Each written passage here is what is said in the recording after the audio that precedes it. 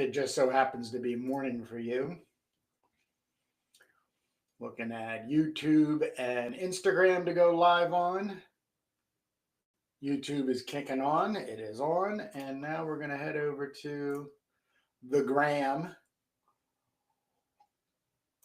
And that's live. All right. Well, looks like we got a solid connection today. And I am way overdue for inking Jim Gullet's original pencils of CROM the Barbarian. I reached out to Jim weeks ago and started bantering back and forth with him.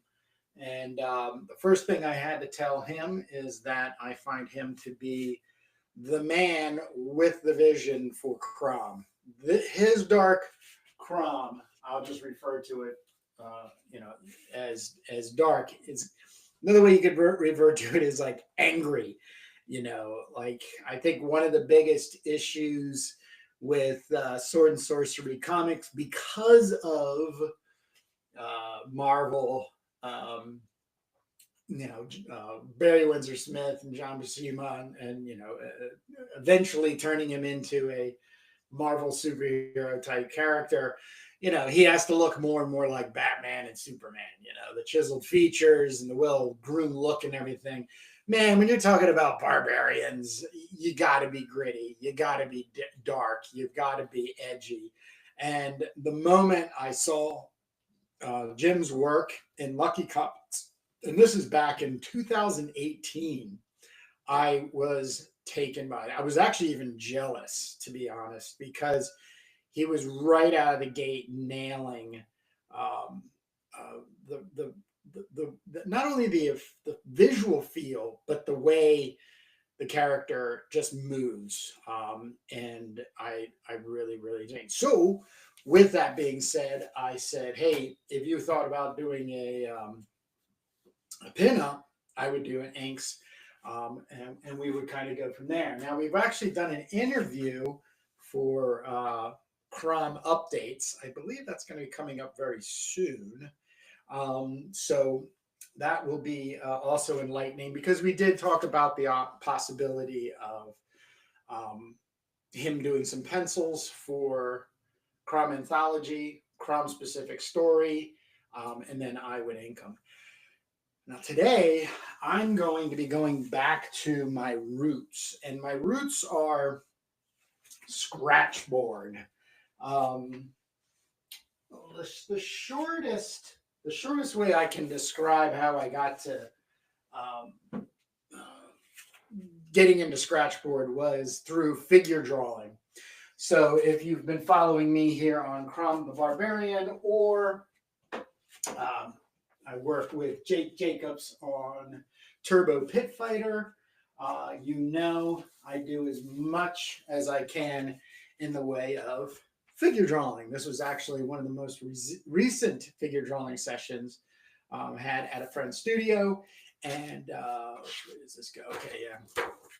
And when I was looking to leave my full-time job, I thought the smartest way to go about doing it would be to get back into the local art scene. So I went out and started going to a life drawing session every Tuesday night at the local art school that no longer exists, Delaware College of Art and Design. And during that process, I got kind of tired of sharpening my pencils with, drawing and that such. So I just started immediately using ballpoint pen. And one day I will start showing those pieces off. But with the ballpoint pen, what would happen is that I would end up over rendering, which was just because I kept making a lot of lines. And then I had this thought, I wonder if there is a white ballpoint pen. And sure enough, there was a white ballpoint. There is a white ballpoint pen. So what happened was I ended up getting some white ballpoint pens. Things just kept going from there. Was working with colored paper, black paper, and in the back of my head, I kept saying, wow, I probably should investigate doing some Scratchboard, because working white on black is a very deep way of seeing when it comes to drawing and making art. And sure enough, I tracked down this is kids stuff. So this is just already pre-inked black on white, and it's a coated board. It's a plastic coated board and stuff. Scratch art, you get these in Amazon. What is it, 12 sheets, 20 something bucks or something. And I was then getting into CROM the Barbarian. And so one of the first pencil sketches I did, I converted to a Scratchboard, and really, really, really, really, really liked it. So with that being said, I'm going to be doing the same for Jim's. There's going to be a lot of questions, and the technique itself is pretty self-explanatory. In other words, you get a black surface, which I have taped behind here, and then you're looking at, instead of black lines on white surface, you're looking at white shapes on black and cutting them back out. And that's a very painterly approach. To be honest with you, it's also a very heavy-duty illustration tool. Back when you really just had high contrast printing, especially in the pulps, for instance.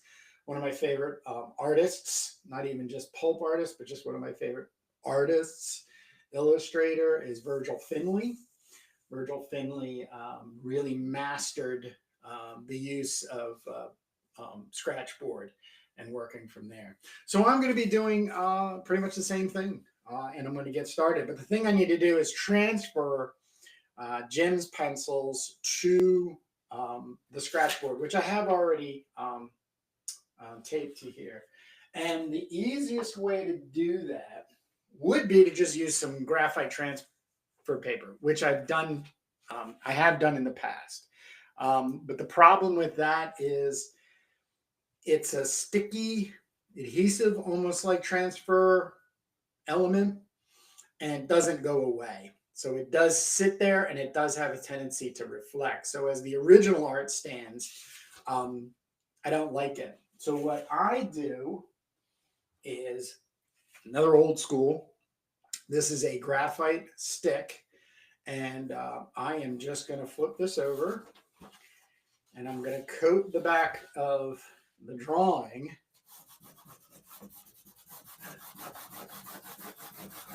like so.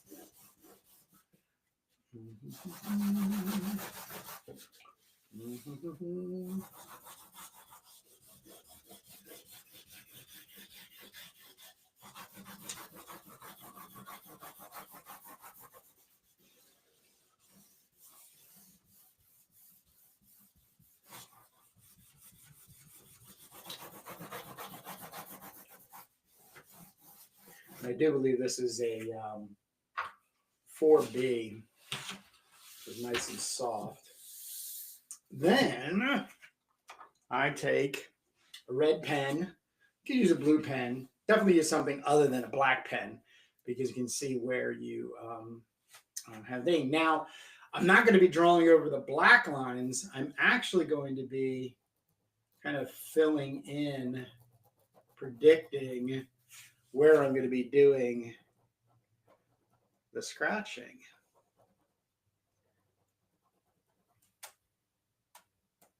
So I don't know if this is going to show up. I'm going to show you in a second. I'm going to get this.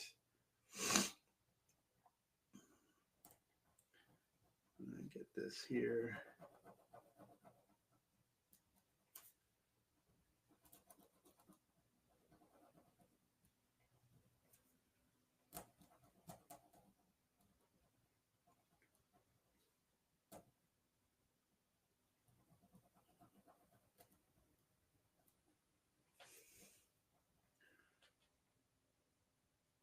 Now, there are two things that I've already now established. If you're an artist and you really want to up your game, two things you need to really start considering is life drawing. So going to figure drawing classes. I'm kind of excited because the next session um, at a local art center, they'll be having a male model. So that is always good to change up, stay focused on the male figure as well as the female. So I don't know if you can see that. I don't know if you can see that, but you can see now I have a, there's something dirty on the, looked like there was something. I'm going to clean this off real quick. Sorry. There you go. Hopefully that'll work. Yeah. So that's what I'm going to be doing right now. If you're jumping in, please feel free to ask questions. If you're coming in after I've done this live stream, don't be afraid to make comments, ask questions. It's one of the major reasons I'm doing this. It's the teacher in me. But I'm really excited to be doing this, and also obviously to see how it turns out. But I have been strongly considering bringing Scratchboard back into the game, mainly because it's dark. You know what I mean? I don't know how much darker you can get in making, black and white illustrations than doing them in Scratchboard. Now, the only thing is it's expensive. So when you're just doing pens and paper, it's pretty darn cheap. Get to the the local stationery store or what have you. You're off and running. So and it's very economical. Doing this is can be expensive, especially if I was to move to 11 by 14 excuse me, 11 by 14 panels. So they have Clayboard puts out a panel, and they range at that price right there over $20 a panel. So if you were going to do a 6-page comic book, it would be 6 times 20. That's $120 in paper. So I think I have 2 panels, and I know I have one. I don't know if it's next time I get on here, I'll show you the Clayboard panel. But yeah, I gotta really think about that. But I'll be honest, it so many times comes up, and it's logical in my thinking. Like I'm gonna have to migrate into into Scratchboard in order to get the feeling that I want. Jim here is really pulling a majority of the weight for what I see as a vision, which makes for a great collaboration, and I'm excited about. I hope Jim is excited about it. But it is one thing to sort of have one, let's say, technique or style mastered. Like I'm really good at penciling, I'm really good at inking, using the brush pens and all that kind of stuff. But it's another thing to be conscious of the art itself. The vision is a part of the technique. So it's tough. It can be challenging, especially if you're going about doing it you know, as you're learning it, you know, that type of thing. But I also enjoy that. So I'm not one to rest on my laurels and cash in on being really good at, you know, said, you know, penciling or inking or that kind of stuff. So um,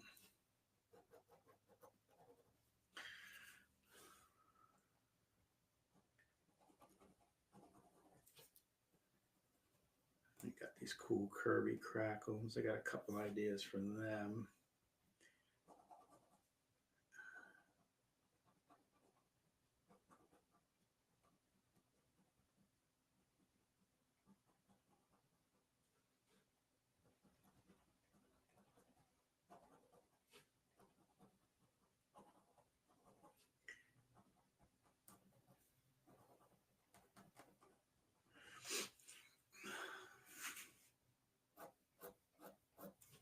And as I was saying, the obvious thing that you get connected to very quickly. Excellent question. Right now, I'm just using this is a you know, an economical clay board, clay covered board for all scratching. Basically, it's an educational piece of material. This would be, you know, purchased by schools. As a matter of fact, I was able to purchase a lot of them when I was really heavily into scratchboarding from a school distributor. So I did get a good price break on these. But they do good. It's plastic basically with that coating for the scratching, which is really not a lot there. And then there's a black like a surface. Matter of fact, we'll show again so you can kind of see. There's the black there, and it has a you know, a clay porcelain kind of feel to it. And yeah, I really, the effect is undeniable, but you gotta change the way you see things. Like right now, I'm just doing everything I can to avoid going over the black lines. Um, but the effect is just amazing. One of the other things too is because it's on the board, you can do um, working over the top of, like, so you might scratch away too much and have a little bit more light, and then all you have to do is just take black ink, you know, pens and stuff, and bring them back, you know, bring it back in to kind of go there. As a matter of fact, once I get to Scratchboard, this is my box of tools. So there's all types of things to make kinds of scratching. I just don't use the traditional. Where is my traditional? This is an upholstery needle. That's what I use for my fine. But you can get this equipment like kits also too when you're on Amazon.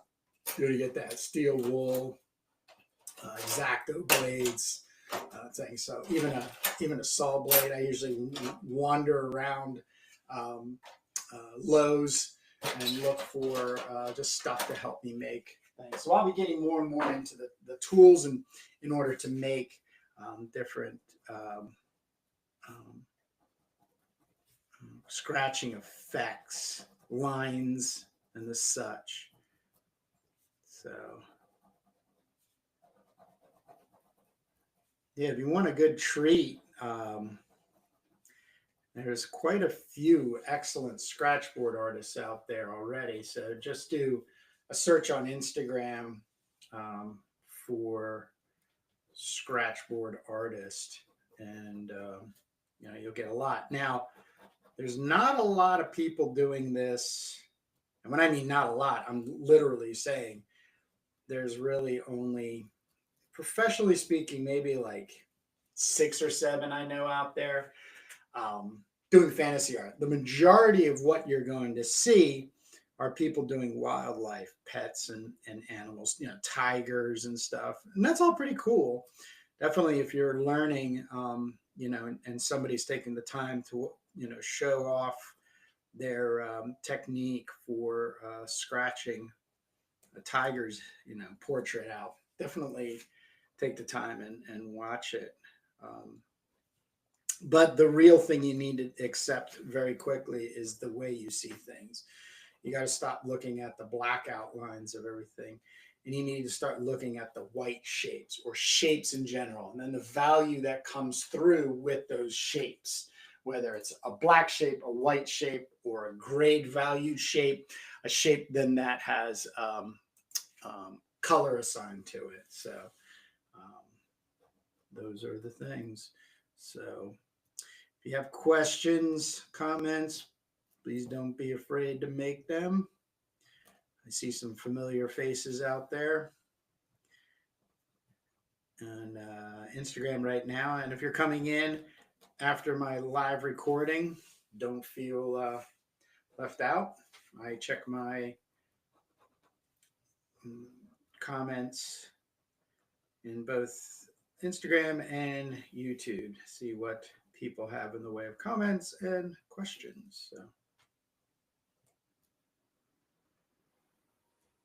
Also, I didn't do this. Let me do this for so Jim Gullet. I want to get his Instagram so people can check out his work. Where are you, Jim? There he is. So he has Hillbilly in Exile is his handle on Instagram. So let me write that down. So Hillbilly in Exile. And then there is an underscore. So this is for Jim Gullet. That's on his Instagram.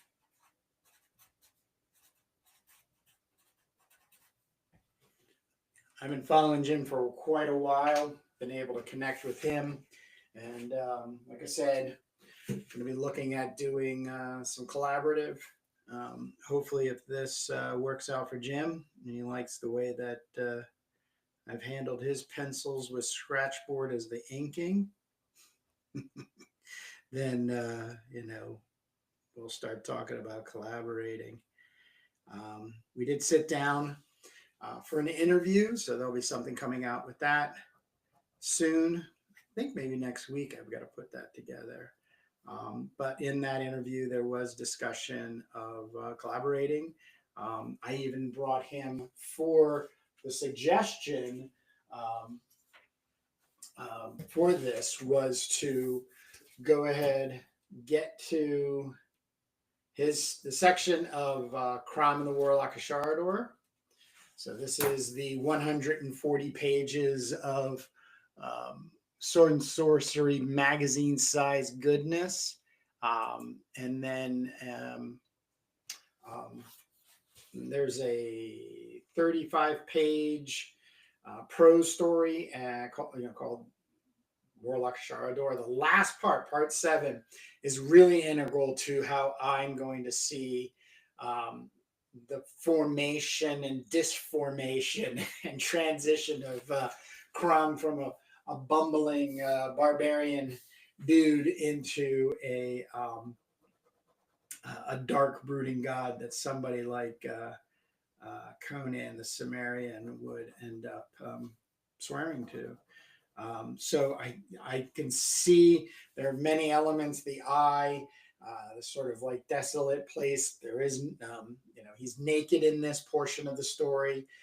He's in a surrealistic kind of nightmare transplanted place of the Norleathan, the Dogan Mage that is trying to break his will. So that's part of how the battle ensues between these two characters in the story, CROM and the Warlock of Sharador. So I'm hoping if Jim and I do get to collaborating on, like a 6-page or 8-page or something like that,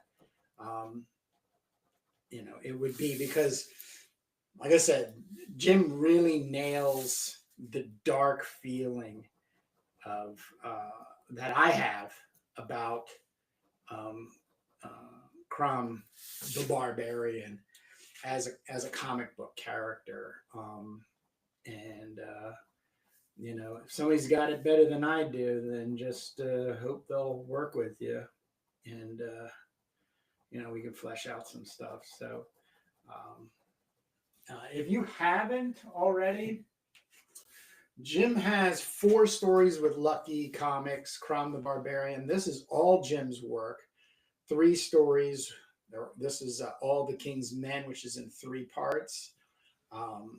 And like I said, I really, really enjoy every time going through. But I also have to say, coming upon, you know, 2018, I started also, you know, doing my own Scratchboard. So there was sort of like maybe like I was imposing upon Jim's work, like, oh, I could Scratchboard that, you know, that type of thing.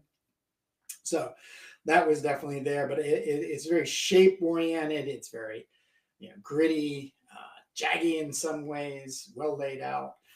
But you can get these for $5, print on demand. Free shipping if you have a Amazon Prime account, because they're on Amazon. So just look up CROM the Barbarian. Jim Gullet, I think, will come up too, and get a hold of them. I believe there's another Jim in here. This is the second one. Yeah, Jim has the first one in here. Cave of Skulls.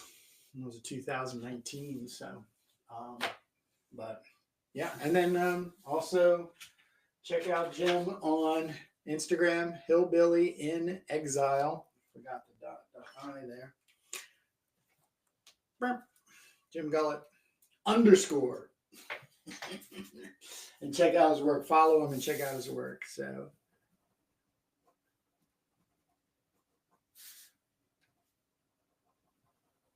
and you know, as I'm moving along, you can see, you know, I'm just scratching in, you know, everything that's going to be scratched. So, and all, you know, and thinking too, like what I'm going to have to do. Like there's just stuff I'm going to have to make decisions on to really get the Scratchboard effect to do its powerful coolness.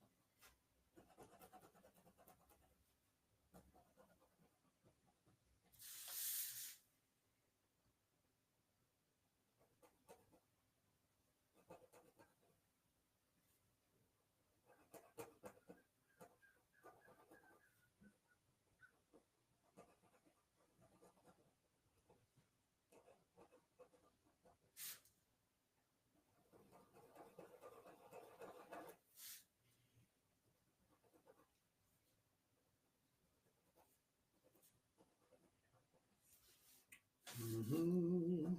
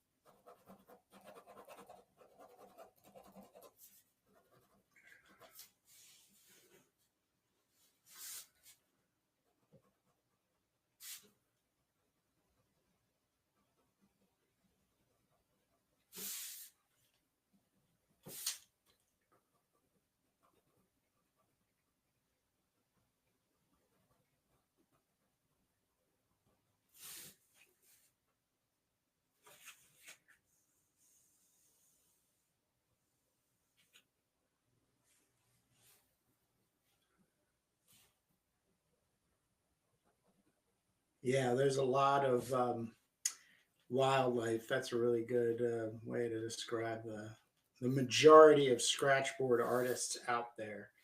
Um, like I said, not too many doing like what we would call fantasy art. Some of their names are eluding me right now,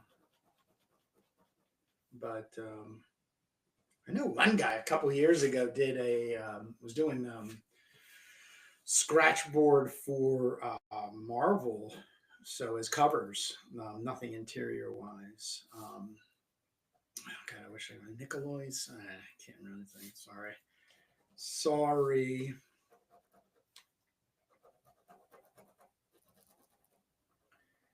But like I said, if you do a search for Scratchboard artists, maybe like Scratchboard fantasy artist, you will come across some really awesome stuff.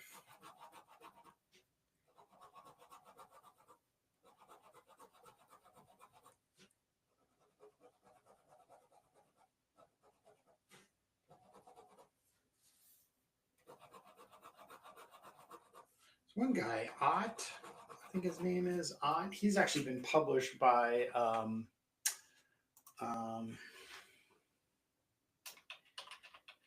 Fantagraphics.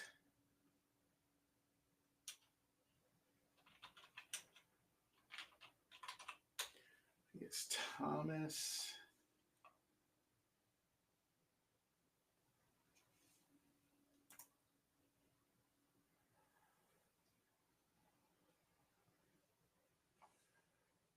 Mm-hmm.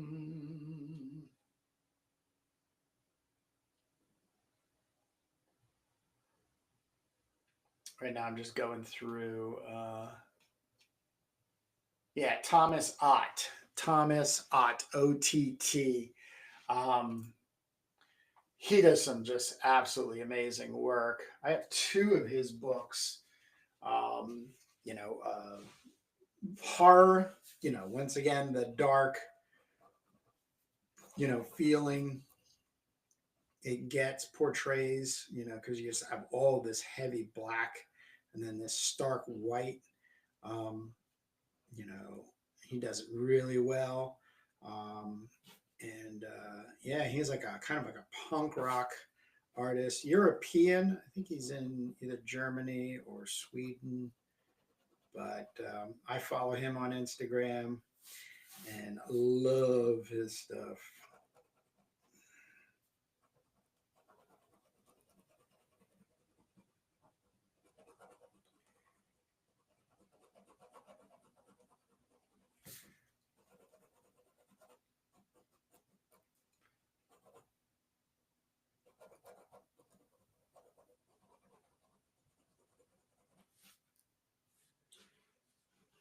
Mm-mm.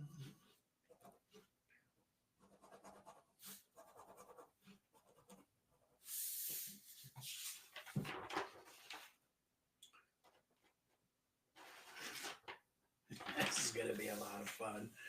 Ooh, I'll probably be spending pretty much all my time just getting the transferring done, which is fine.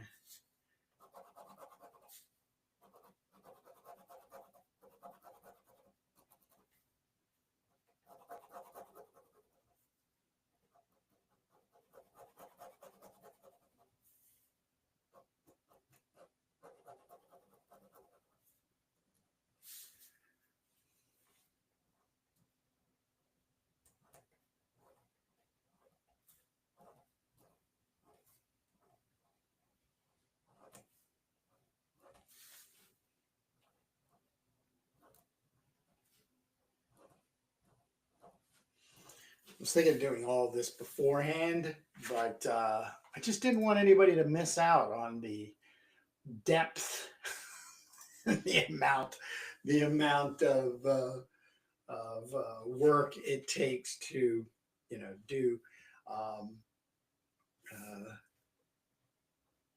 Scratchboard. Yeah, Mr. Studio, you know where it's at. You know where it's at. Mr. I Studio, have you done or experimented with Scratchboard?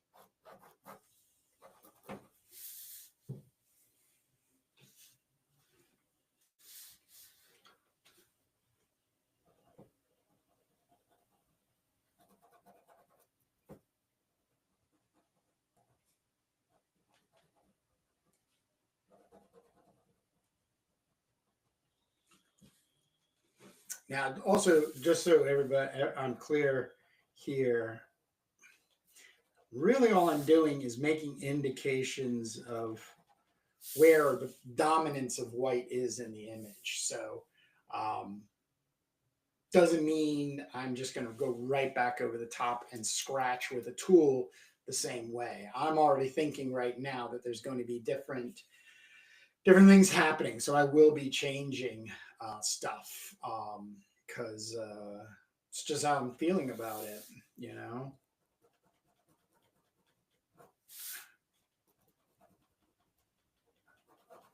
You know, Jim himself probably hasn't done any scratchboarding, so he's not versed in the reversal arts of thinking like in preparation for doing some scratchboard this way, and that's totally cool. There's no judgment there, and it was expected. And the thing I'm most interested in Jim's work is this dark feeling he has. So my responsibility now is I need to make sure I can hold on to what Jim has presented with his pencils. So that's what has me thinking the most right now. Preserving through Scratchboard the feeling Jim has created, and then you know, using the Scratchboard technique to amplify it. It's easy enough with technique to, like, for instance, you pencil something, and then there's always what we hear, inkers are just tracers. They just trace over the top of the penciler's ink. And yes, a lot of that happens out there, and that's just the way the world is. But to be an inker, I feel like it's your responsibility. Klaus Janson is, I think, one of the greatest inkers of all time, because he had to correct a lot of people's work. And correcting's not like they made mistakes. It was just, they moved over something too quickly, and then, it's kind of left to him to make a decision there and stuff. So that's I think a very powerful thing for rationalizing having an inker involved in your project. It's almost like an editor in a lot of the thinking that comes along with being a part of the art team, or let's say the artist, but because when I did my first CROM stories in ballpoint pen, because I was really into that because of life drawing. The first one I penciled and then printed out very lightly, and then inked with ballpoint pen right over the top. But I found very quickly I could remove the penciling stage and just go directly into ballpoint pen. So I'm very positive, yeah. Because I think I was even doing, like, at one point, red ballpoint pen, and then blue ballpoint pen, and then black ballpoint pen over the top of everything, and white ballpoint pen to bring back thing, and then scanned it and then printed it as black and white. So then I got all these other, like, values going on and effects. Loved it, still do too. But for the most part, you know, had to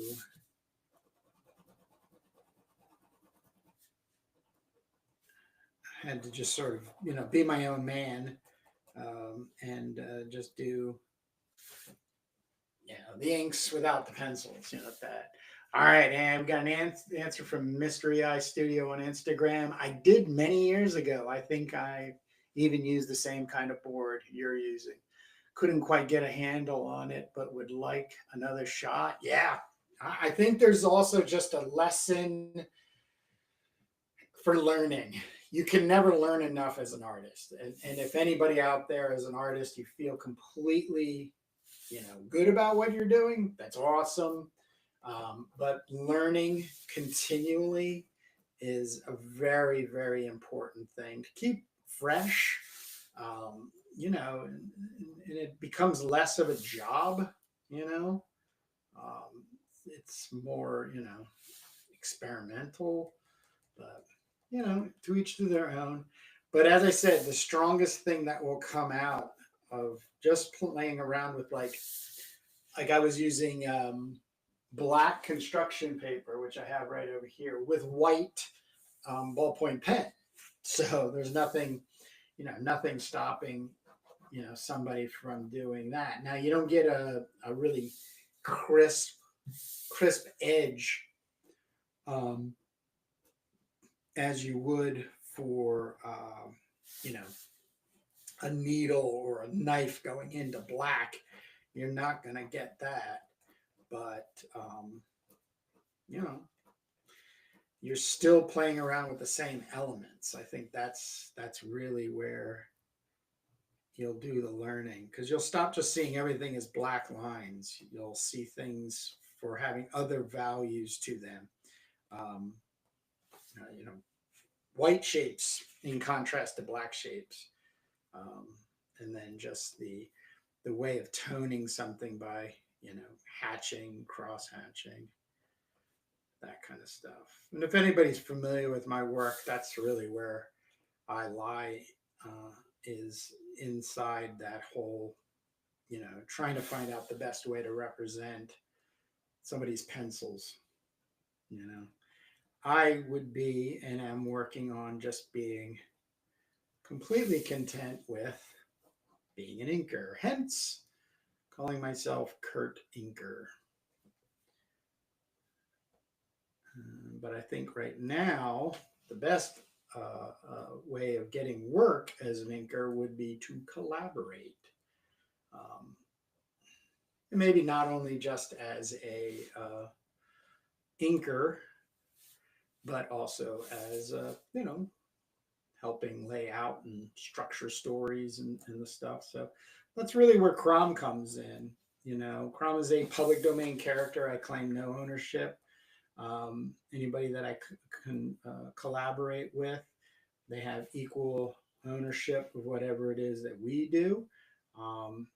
And I think that is very important. And they can do what they will. I just ask if I've done anything, you know, like inking or something, we not go down the digital printing route.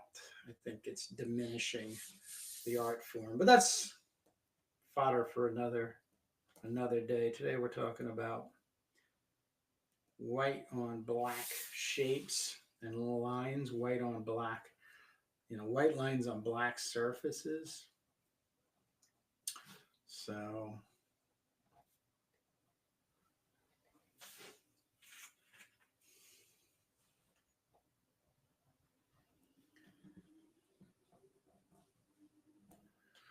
Mystery Eye Studio, if you do end up doing something, please tag me in it. I would love to see, you know, how you've attacked such comic book stuff, you know, and seeing it with those scratchboard eyes. This eyeball is incredible. As I was saying before, in the story CROM and the Warlock of Shardor, the last part 7, it's a pretty crazy scenario. And very surreal. So of course, back in the 50s, the original Warlock of Sharador is what I adapted in Gardner Fox story. It ended up being, how can I put it?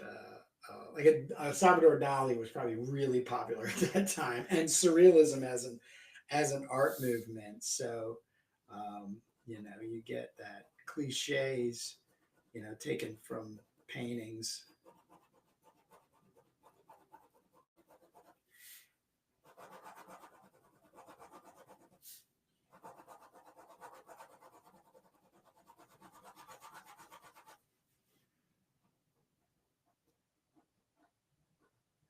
There's also like a cat face woman and just a ship on a endless sea, kind of like in space. In this, yeah, it's pretty cool.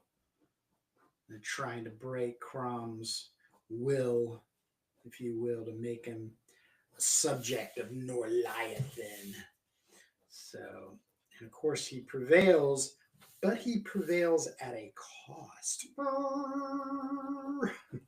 So, you're going to have to read the story to get a good idea of what I'm talking about. Because, like I said, that's what I'm using. I'm leaning on the most right now into getting me to turning the silly barbarian boy, CROM the Barbarian, into a dark, brooding god. Um, and, you know, somebody like Conan the Cimmerian ends up swearing to. All right, well, we're getting there. Get a sneak peek. It's looking good. It's looking real good. I'm loving it. Ooh, this is going to be exciting. Look at all the... This is going to be really exciting. All right. One thing is, I haven't yet made some decisions on some stuff. So...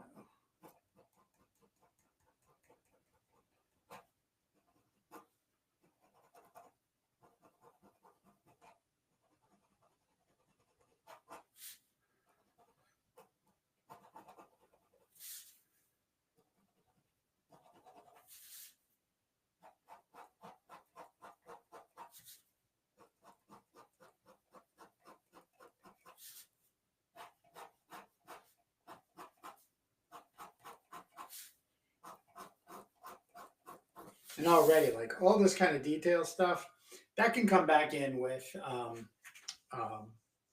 paint markers and brushes and ink. So it's not that I have to wood cut, linoleum cut. Mr. I Studio, thank you very much for the encouragement and hanging out with me this fine Saturday morning on the East Coast. I guess anywhere in the United States it would be. Because right now it's like 8 o'clock in California.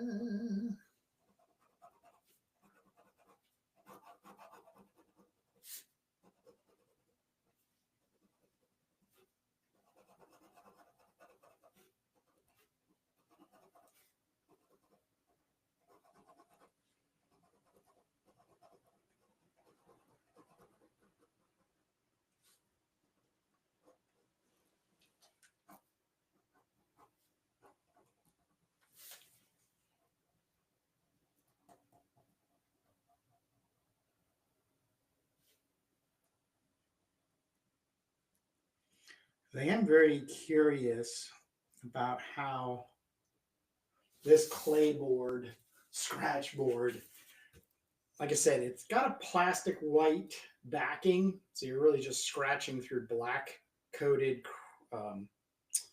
coating. But kind of interested to see how certain things. Now I know paint markers do really well on top of it. So you're having black paint markers. You know, that I'm not worried about. But, you know, some of the other stuff that I use, I'm wondering if I'm going to be able to get any kind of use out of them once it's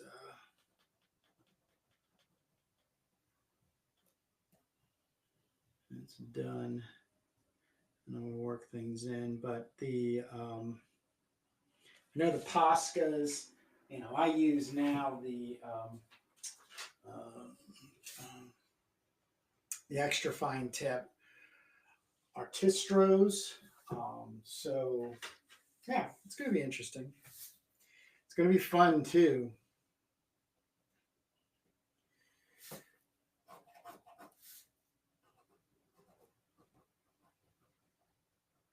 Like the thing I get a feeling for this matter here is like the energy, you know, like, so I'm really going to play off of like that.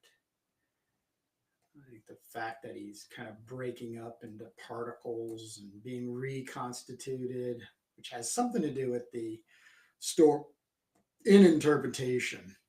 And that's kind of the cool thing about pulp. And that's why I like reusing pulp and working right over the top of old stories, especially Gardner Fox's, to help him, you know, keep his voice in the invention of the character of CROM the Barbarian with John Guenta.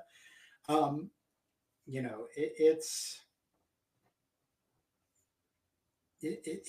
for the imagination. You're supposed to kind of read into things and then make up your own things for it. And I really have to say, Jim Gullet really does understand that, and his work feels that way. So, you know, I'm excited to be working with him. And let me get this. Let's see, here we go. There's that's the transfer. I'm just going to kind of leave it there. Oop, let me already see something to get back into this eyeball. I didn't get this eyeball quite the way.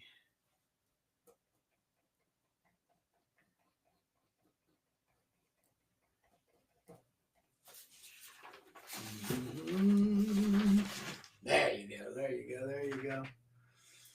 Oh boy. This is going to be fun.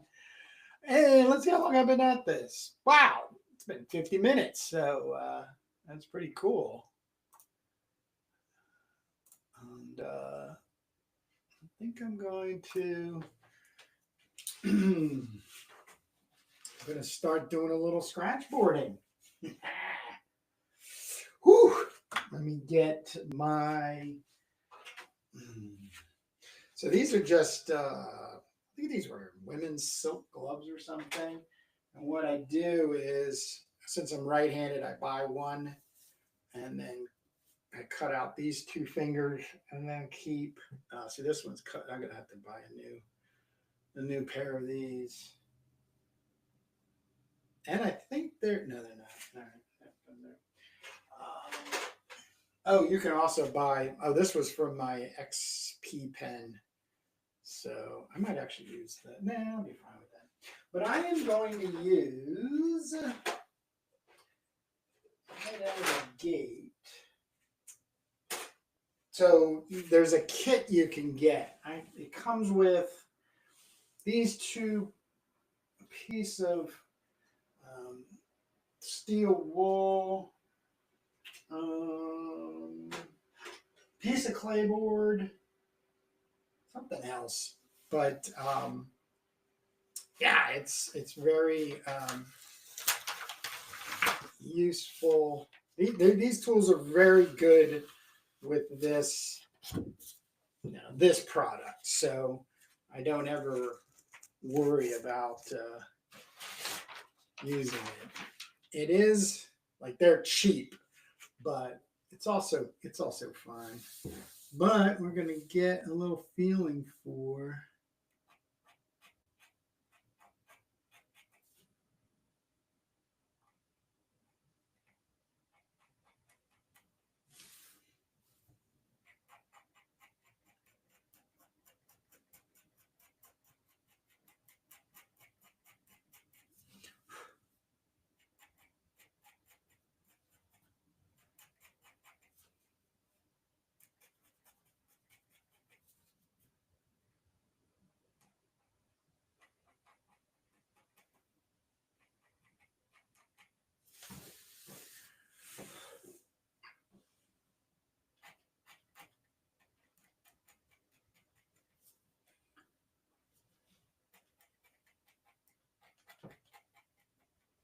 minute. So everybody, you can see, you know, it's like same thing you would do with black lines and filling in an area to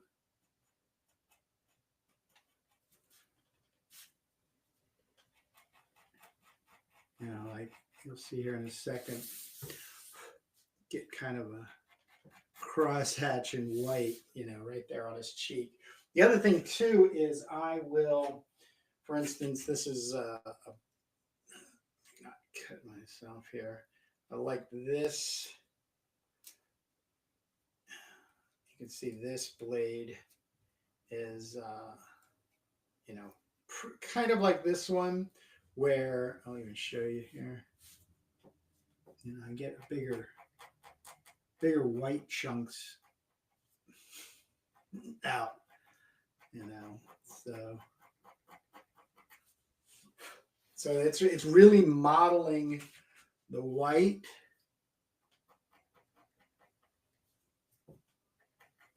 I could still get a, and then yeah, I don't want to put that. I'm not going to use that right now. I'm just going to stick with these little, because I do want to encourage people. What I'll do is I'll put Amazon links in the which is that? Here it is. In the description for both of these products. Somebody wants to give it a go. And as I said, you know, if you're working on something and you want to give me a tag, you know, I'll be more than happy to take a look. Maybe I should do an online class.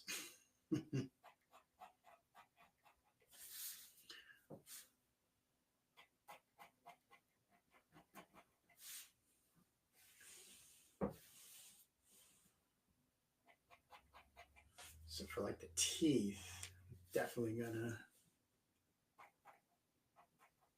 go a little thicker in the cutting of the lines.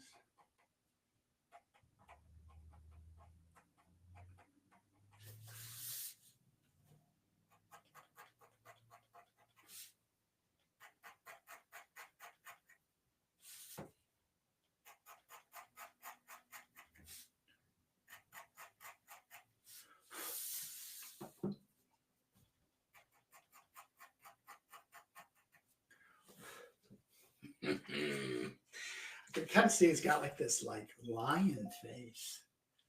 I don't know if that's me, but loving it. Loving it. Can't wait to see what Jim has to say about this.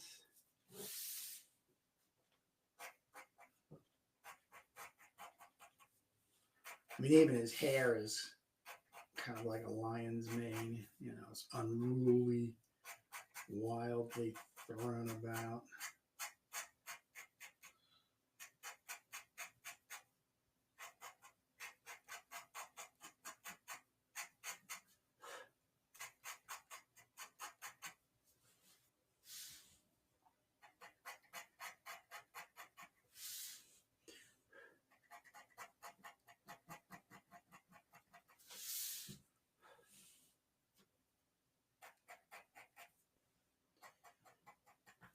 You can see how, I don't know if you can see how different it is when I use this.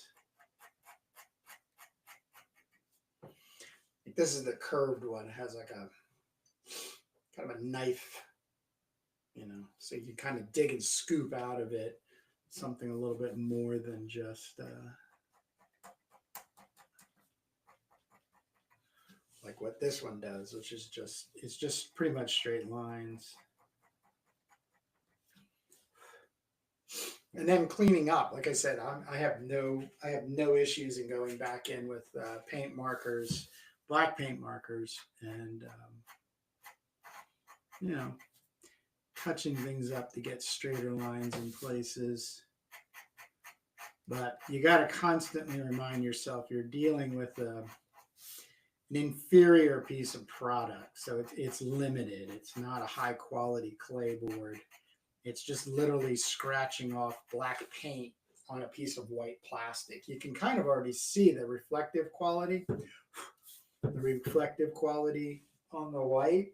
I don't know if that's coming through, but that's just the way it is. So, but the effect is amazing. So let me just show. So this was the first CROM pinup I had done, and then I ended up doing a Scratchboard version. And there's a little bit. Did I do any? No, I don't think there's any. I think there's a little bit of black paint marker in here. I touched up. Oh yeah, in his chest, I brought back in some of the, from the rib cage, some lines on the sandals, but it's pretty much all scratched. But it's the same. It's the same paper. It's the same paper.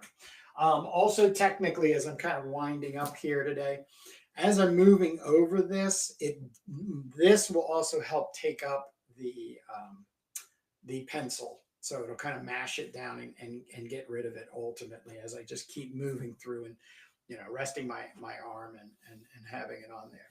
Wow, that's really white, bright, that camera's gotten. So, but, boom. Thank you, Mystery Eye Studio. Thank you very much for the encouragement. Yes, it does. I did like linoleum block cuts. I have often had people say, "Oh, you ever try that?" And once again, it just becomes a part of time and money. But I do look at a lot of artists outside of comics, fine artists, if you will, and I think there's even a couple people doing fantasy art when it comes to even linoleum block prints. So that's pretty cool. It's like I said, it's a really great effect. It's very graphic. It's very stark. It's unforgiving. And hiding behind noodling, ink lines into funky shapes, and hoping people understand what it is that you're trying to go after. But for the most part, let me get this head and shoulders out to a point so it'll make a good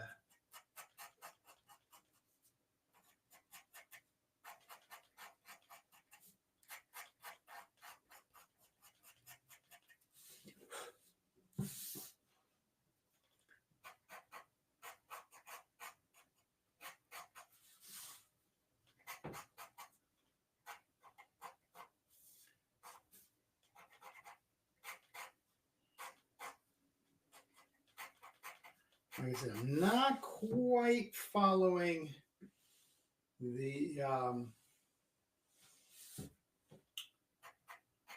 pencil transfer that I did. I'm just using it as a guide, but that's pretty good for me. I'm going to leave it at that. I will be back on Monday, probably same time, around 10:30, 11 o'clock. Really put in some more time. I doubt this is going to be probably 3 sessions, I'm thinking. Maybe a 4th just to touch up with some paint marker and stuff. So, but I had a great time sharing this with everybody. If you are coming in after recording, thank you. And yes, as a matter of fact, I am about ready to submit a proposal for him to do some CROM work. So keep an eye on that. I thought it was very serendipitous to keep him in the flow of Barbarians. Why not submit for some Ken Landgraf CROM goodness for CROM Anthology #1, which is in the works already.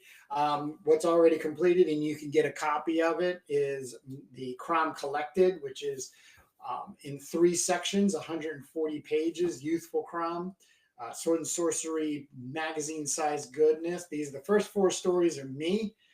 giving the youthful, young, babbling kind of barbarian.